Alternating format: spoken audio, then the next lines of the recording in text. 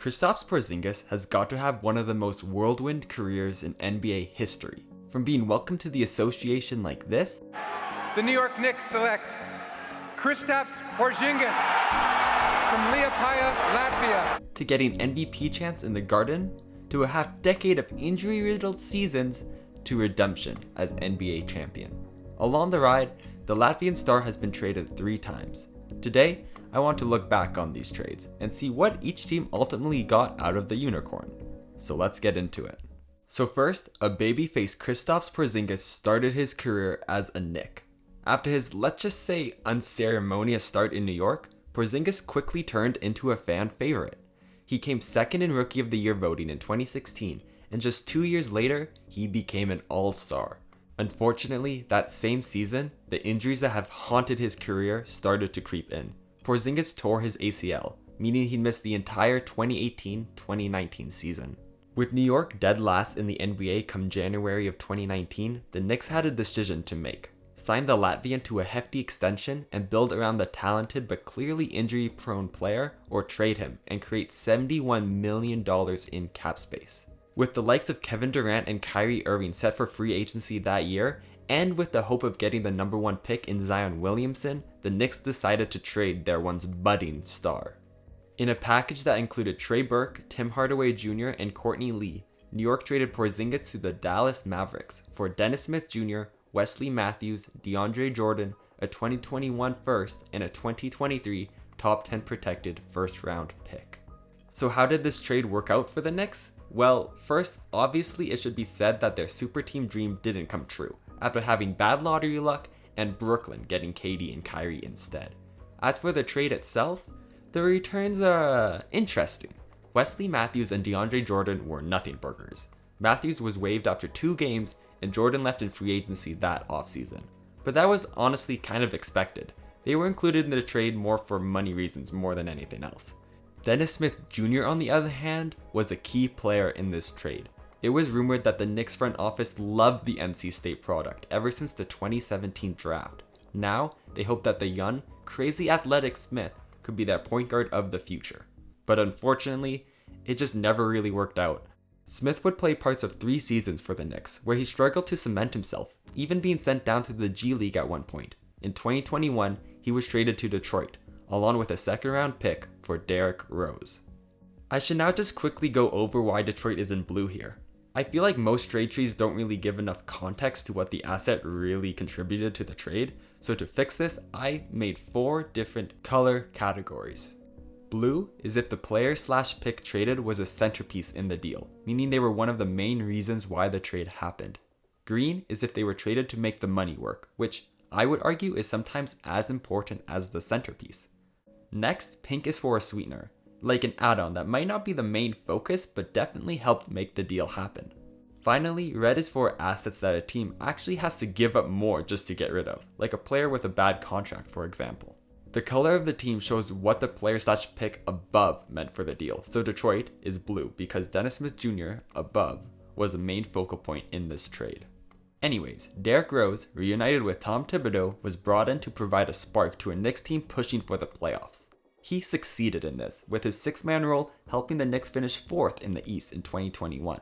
Rose would play 2 more years in New York, where his production would greatly slow down before signing with the Grizzlies last year in free agency. So it's clear that the players the Knicks got in the Porzingis trade did not yield the best returns, but what about the picks? So for the 2023 protected Dallas first rounder, this is actually the pick that made the Mavs tank to keep after their first half season with Kyrie didn't work out too well. Of course, Dallas tanked successfully, pushing this pick back to 2024. Now the Knicks were very busy in this draft, so I'm just going to quickly speedrun what they did with this pick. The Knicks selected Keyshawn George, who was quickly traded to Washington for the draft rights to Dylan Jones and Melvin Ahisa.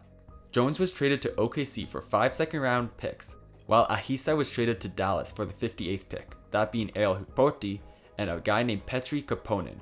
Koponen actually retired before ever playing an NBA game and is now an assistant for the Spurs. He was really only included for money reasons, but hey, the Knicks, I guess, hold his player rights now. So right now, it looks as if the Knicks traded Porzingis for a half of a good year of Derrick Rose and practically 6 second-round picks. But this last element is where things get very interesting. New York, of course, traded this 2021 first rounder to the Clippers for Quentin Grimes and a 2024 second rounder. It will be out of these two assets that the Knicks start making some crucial moves. Let's do the 2024 second rounder first. This pick, along with RJ Barrett and Emmanuel Quickley, was traded to Toronto for Malachi Flynn, Precious Achiuwa, and of course OG Anunoby. Now, you may think that this second rounder wasn't that important, but I beg to differ. That pick was actually a Detroit second rounder, who remember was on a 28-game losing streak when this trade happened. It was viewed as practically a first and a pretty good sweetener for a Raptors team beginning a rebuild. As for what New York got out of this, OG has been everything Knicks fans could ever hope for and is now a franchise player for the team. Precious Achiuwa also was very good in his half season with the Knicks. We'll see if he re-signs this offseason, but I think he will sign somewhere else. Always a Raptors fan favorite, Malachi Flynn was included in a trade that brings us back to Quentin Grimes.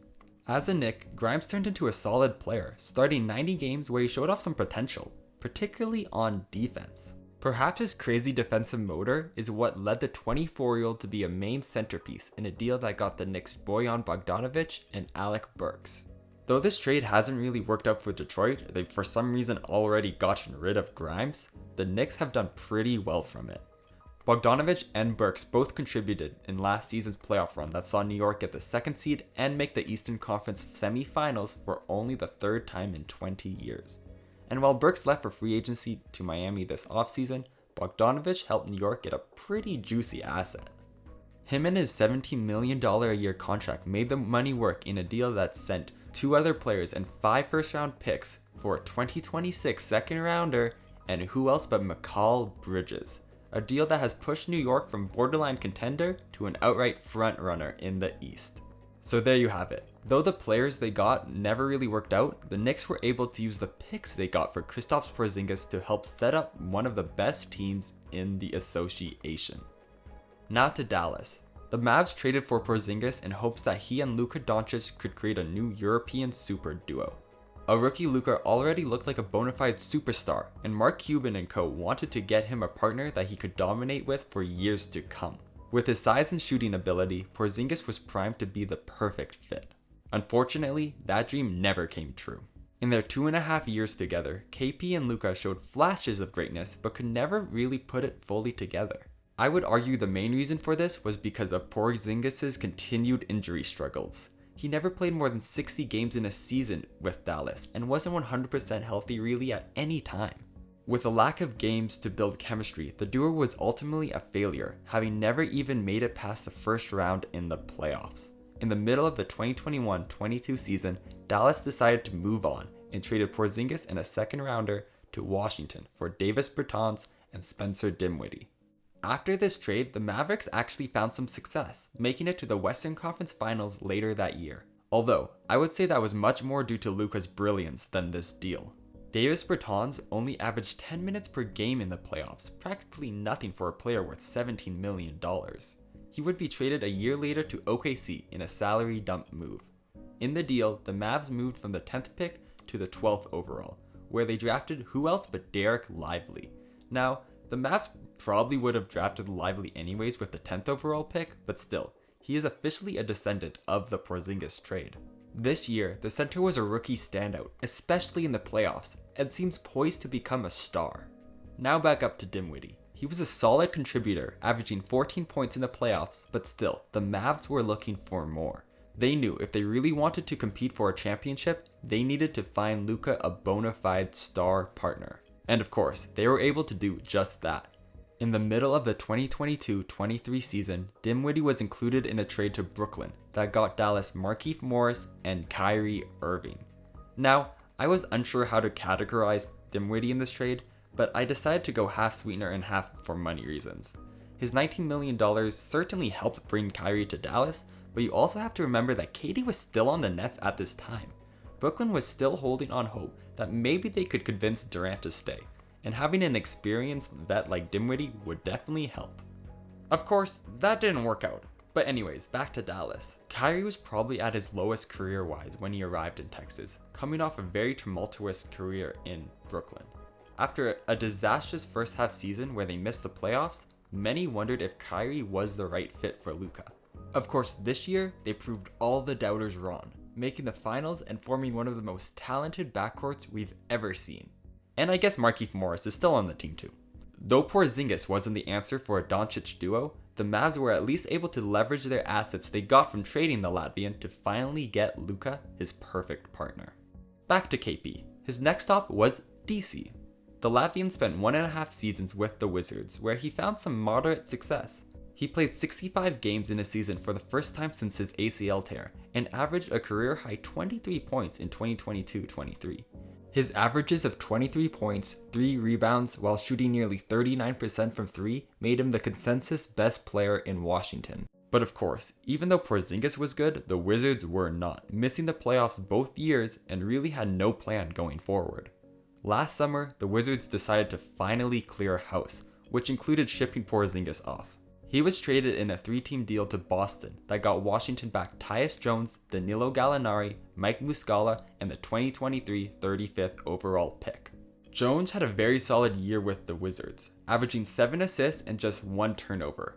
He's still a free agent right now, so we'll see if Washington can keep him, but I doubt it. Gallinari and Muscala both spent half of last season in DC before being traded together again to Detroit for Marvin Bagley, Isaiah Livers, and 2 second-round picks. Bagley might still have some potential in him, but his $13 million a year seems a bit steep. As for Livers, he was cut before even playing a game in Washington. Finally, the Wizards traded that 35th overall pick to Chicago for 2 Bulls second-rounders. Those picks could be valuable, as Chicago seems primed to enter a deep rebuild. So as of right now, the Wizards have basically traded Porzingis for 3 second-round picks and Marvin Bagley. Not the best return, but at least it gives them an open slate and some good assets to hopefully rebuild a winning team. As for Porzingis, Boston seemed like a new beginning. Going into last season, KP was extremely underrated. After those injury-riddled years in Dallas and playing for, let's just be honest, pretty irrelevant Wizards team, Porzingis was off of most people's radar. He was so undervalued that Boston also got 2 first-round picks when they traded for the 7-footer. This year, however, Porzingis made people notice again.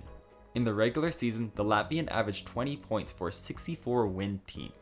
In the playoffs, his injuries got to him again, though when he did play, he was clearly one of the best players on the court. His Game 1 Finals performance helped set the tone for a Celtics team that of course would go on to win the NBA championship, giving the Latvian unicorn his first ring. Even more so, I think that this year has finally made people remember just how talented Porzingis really is. Despite being booed on draft night, countless injuries, and being on 4 different teams, there's no denying that Kristaps Porzingis has certainly left his mark on the NBA. Thank you so much for watching. Let me know who you think got the best out of Porzingis and if you enjoyed the new video format. If you did, please like and even subscribe. If you want to see more NBA content, check out my video on using stats to find the unluckiest NBA team. See you next time.